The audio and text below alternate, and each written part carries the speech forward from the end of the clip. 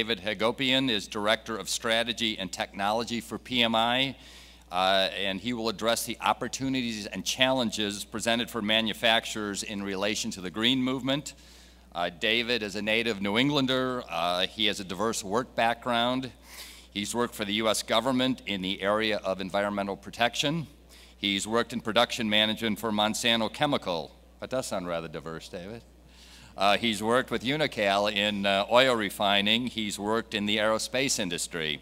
And he worked for Fortune Brands, holding numerous positions in regulatory management, business technology, and operations management before entering the private practice, into private practice in the areas of marketing, operations, and strategy. David, we're looking forward to hearing from your perspective on the green movement and the opportunities and challenges for plumbing and other manufacturers. So the people in the back of the room, if you could please find a seat. David, thank you. Well, thank you much. I appreciate the opportunity to be here today. It really is a joy to be able to speak to all of you a little bit about challenges and opportunities within the green movement. So let's get to it. The green movement has seen literally an explosion in popularity in Western markets and society over the last few years. During this symposium, we've seen quite a bit regarding green and green plumbing and how those things are affecting our industry. My goal today is to briefly outline how things have changed for manufacturers by looking at history, reviewing challenges that are in the market, and ending with some examples of opportunities that are present for those who can perform in the current market. My friends, things have changed and time is compressed. Manufacturers need to respond to these changes because the rules in the market are changing at a rate that pretty much follows the progression of technology. And if you look at this slide here, I just have a couple of examples, that being solar, automobiles, and wind technology. These things are all becoming viable in today's market. They're becoming viable because technology has allowed them to do so, and as a society, we are supplementing these technologies to get them to grow. An analogy that I like to use, or I've recently used, to display this point is the progression of telephone technology over the last 80 years. From 1930 to 1970, the Three Stooges made films and shorts that still entertain to this day. At least they entertain me to this day. Aside from their well-known prowess as plumbers, as you can see here with Curly, one of the staples in their props was the telephone. With small changes in color, exterior shape, housing materials, etc., this product technically didn't change over the 40 years that the Stooges were making their films. In the 1970s, dial telephones were slowly phased out in favor of touch-tone phones. Touch-tone phones were replaced with electronic phones within a fraction of the time it took to switch from dial, pulse, to tone technology. Today, electronic phones have product life cycles that are measured in the tens of months, not the tens of years, and certainly not the 40 years that the Stooges were filming. So this may be an interesting point, but what does it really have to do with the green movement? Or even more, the green movement as applies to the plumbing industry? It's really simple. The rules of engagement in today's plumbing industry have changed, and if you would like to enjoy the benefits of green opportunities, then you or we as manufacturers have to know these rules and be able to change with them or be able to change ahead of them. In their 1995 book, Disciplines of Market Leaders, Michael Tracy and Fred Wiersma define the characteristics of corporate market leaders and what tactics are required for those aspiring to become market leaders. Tracy and Wiersma are accomplished professors. You may wonder, why would he bring up a book from 1995? Isn't that a bit dated? Well, the reason I bring up this book is that there's over 1 million copies of it in print. It's been translated into 18 different languages.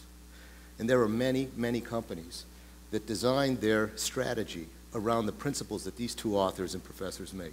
They're still on the market to this day, and they're still leading people. They define value disciplines into 3 categories. In the lower left corner, you'll see the category of operational excellence.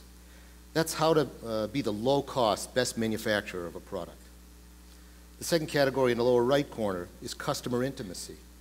That's having the best service, the best knowledge of the customer and the market in which you play. And the third is product leadership. That's the one right in the middle. And it's the best products through innovation. And each company can plot what they are by essentially putting themselves on a scale, with the center being not the strongest and the exterior being the area where you're strongest. And so each company would end up with a triangle. Although these value disciplines vary between companies, many U.S. companies focused their efforts primarily in the area of operational excellence. Product leadership followed, and customer intimacy was often found as a third priority. This order of priority had remained mainly unchanged from the turn of the last century up until the youngest baby boomers approached adulthood. For the most part, plumbing products, like telephones, did not change during these years. Issues of labor, consensus standards, compliance are all part of operational excellence as well. Customer intimacy and product leadership followed far behind. Supplying homes, cars, refrigerators, bathrooms to the masses that did not have them is a whole lot different than competing with others to convince consumers to buy an improved product or a version of what they currently have. It's kind of like trying to convince somebody to buy a high-efficiency toilet when they already have a toilet that works fine. If they don't have a toilet, buying a high-efficiency toilet is a real easy mix or choice. Products that could be made in large quantities ruled the day. And if many of you will remember what Henry Ford is very famous for saying, you could have any car you want as long as it was black. A phone was a phone, a sink was a sink, and a faucet was a faucet. In the US, manufacturing jobs peaked in 1979 at 20 million. We had 20 million people working in manufacturing at that time. Today, that number is just fewer than 12 million. That's a decline of 40%. Further, membership in the United Auto Workers Union, the UAW, arguably the bellwether of US organized labor, peaked at nearly 1.5 million in 1979. But it too has steadily declined. And by 2007, membership was at 464,910. The last time the UAW saw fewer than 500,000 workers was in 1941, before the war. This is a 70% decline. Over the last 30 years, the rules have changed, and companies found out that focusing only on the value discipline of operational excellence was not sufficient. The status quo of manufacturing technologies ruled the day for many, many years. But slowly, America became wealthier. We became more affluent. Companies changed their labor practices. New manufacturing technologies allowed more to be done with less. Baby boomers, which we heard about yesterday, came of age, and the onset of consumerism significantly changed the marketplace. With newfound affluence, consumers could now purchase products in excess of their basic living needs. Manufacturers found that they could now sell products to people that wanted them, as opposed to people that needed them. I chose this example of consumerism because I personally know it well. If you look at this picture, the top two slides are the same kitchen as the bottom two slides.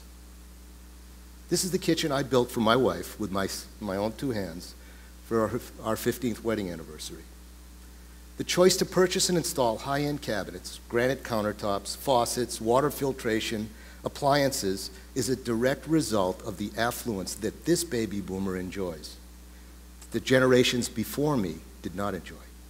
I did a lot of this with my dad. And at the time, he kept looking at me saying, "What are you, an idiot? You've already got a kitchen. Why do you want to build another one?" Thus is the difference between the perspectives of those two generations. Look at these numbers. According to the US government, using 2006 dollars, the average income for families in the US was about $27,000 in 1947. It took until 1977, 30 years, for that number to double. Families in 1977 had twice the money of families in 1947. Baby boomers were and are more affluent than the previous generation. In the 30 years since then, income has still gone up, but it's only gone up at half the rate.